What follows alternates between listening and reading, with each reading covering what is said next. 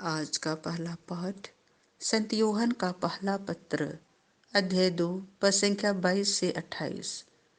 जो शिक्षा तुम लोगों ने प्रारंभ में सुनी है वह तुम में बनी रहे। झूठा कौन है? वह जो यीशु को मसीह नहीं मानता, वही मसीह विरोधी है।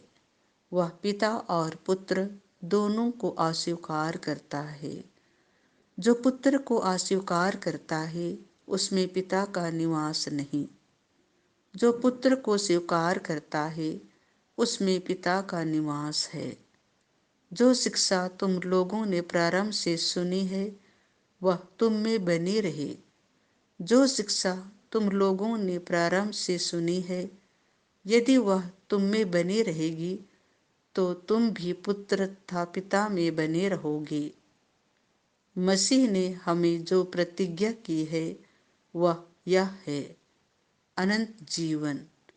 ये बातें मैंने तुमको उन लोगों के विषय में लिखी हैं जो तुम्हें भटकाना चाहते हैं।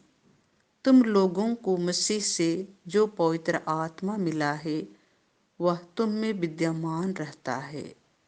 इसलिए तुमको किसी अन्य गुरु की आवश्यकता नहीं। वह तुम्हें सब कुछ सिखलाता है। उसकी शिक्षा सत्य है, असत्य नहीं। उस शिक्षा के अनुसार तुम मसीह में बने रहो। बच्चों, अब तुम उनमें बने रहो, जिससे जब वह प्रकट हो तो हमें पूरा भरोसा हो और उनके आगमन पर उनसे अलग होने की निराशा ना हो। यह प्रभु की वाणी है।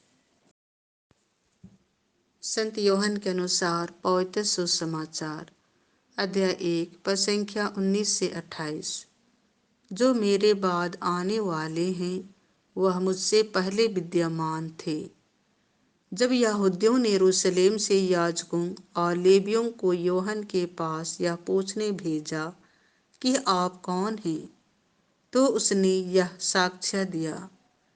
उसने स्पष्ट शब्दों में यह स्वीकार किया कि मैं मसीह नहीं हूँ। उन्होंने उससे पूछा, तब आप कौन हैं? क्या आप इलियस हैं? उसने कहा, मैं इलियस नहीं हूँ। या आप वह नबी हैं? उसने उत्तर दिया, नहीं।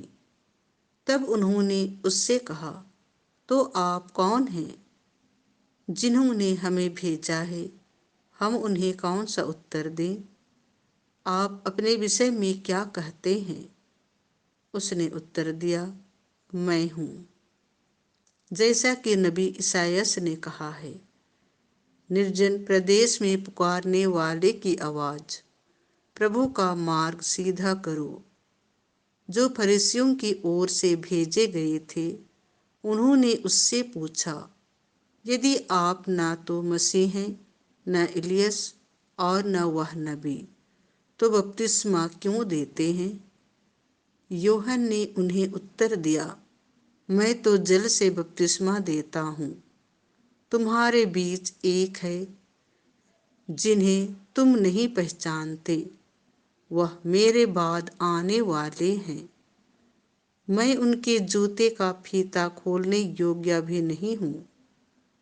यह सब यरदन के पार बिथनिया में घटित हुआ, जहाँ यूहन्ना बपतिस्मा देता था। यह प्रभु का सुसमाचार है।